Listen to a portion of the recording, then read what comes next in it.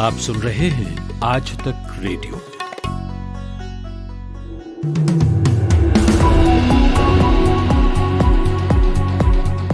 आज तक रेडियो पर आप सुन रहे हैं 5 मिनट। मैं हूं कुलदीप मिश्र।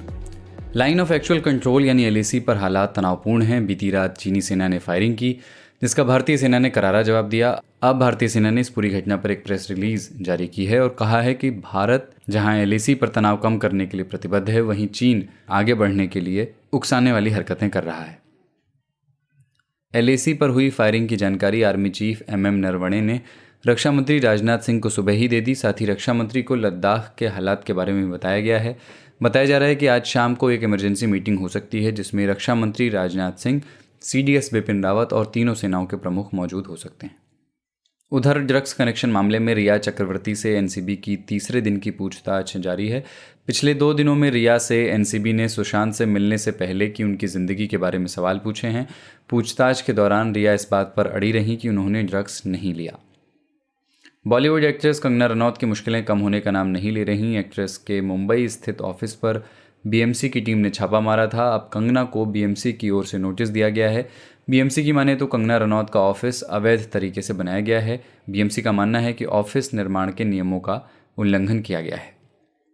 दूसरी ओर कंगना और महाराष्ट्र सरकार के बीच जुबानी लड़ाई अब थाने तक पहुंच गई है। शिवसेना आईटी सेल ने ठाणे के श्रीनगर पुलिस स्टेशन में कंगना के खिलाफ शिकायत दर्ज कराई है। कंगना पर पुलिस की तुलना पाकिस्तान अधिकृत कश्मीर यानी पीओके से करने पर राष्ट्रद्रोह का मुकदमा दर्ज कराया गया है। ब्रिटेन की एक स्टडी में सामने आया है कि कोरोना वायरस की वजह से देश के 60,000 लोग संक्रमित होने के बाद 3 महीने से भी ज़्यादा वक्त तक बीमार रहे, यानी कि संक्रमण के बाद कई दिनों तक, कई महीनों तक लोग बीमार रह सकते हैं। कोरोना मरीजों की डेटा का विश्लेषण करने के बाद ब्रिटेन में कोविड सिम्टम स्टडी ऐप तैयार किया गया है, जिससे ये जानकारी सामने आई है। राहुल गांधी ने मोदी सरकार पर एलआईसी में हिस्सा बेचने को लेकर निशाना साधा है। कांग्रेस नेता का कहना है कि प्रधानमंत्री सरकारी कंपनी बेचो मुहिम चला रहे हैं। राहुल गांधी ने अपने ट्वीट में लिखा कि खुद की बनाई आर्थिक बेहाली के भरपाई के लिए देश की संपत्ति को थोड़ा थोड़ा बेचा जा रहा है। दरअसल बीते दिन ये खबर सामने आई थी कि भारत सरकार एलआईसी में अपनी करीब 25% की हिस्सेदारी बेच सकती है।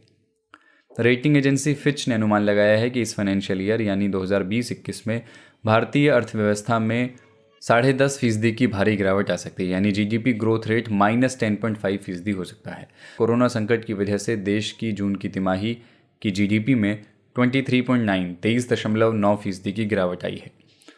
केंद्र सरकार के मुख्य आर्थिक सलाहकार केवी सुब्रमण्यम ने संकेत दिया है कि त्योहार के सीजन यानी अगले महीने तक सरकार कुछ सेक्टर के लिए एक मिनी राहत पैकेज का ऐलान कर सकती है। बिजनेस टुडे को दिए एक खास इंटरव्यू में उन्होंने ये बात कही।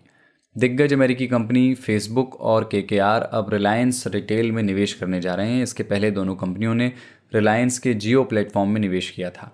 कुछ मीडिया संस्थानों की खबरों के मुताबिक फ्यूचर ग्रुप के रिटेल कारोबार का अधिग्रहण होने के बाद अमेरिकी कंपनियां अब रिलायंस रिटेल में निवेश करेंगी।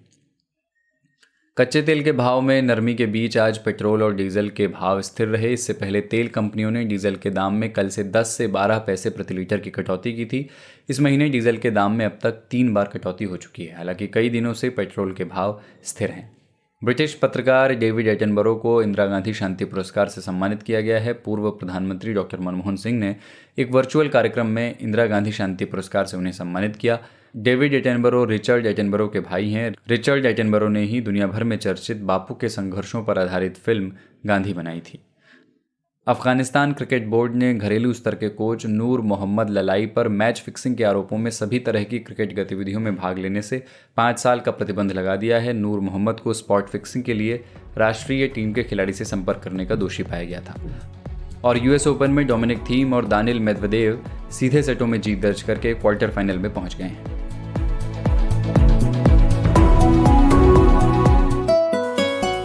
आज तक रेडियो सुनता है सारा जहां।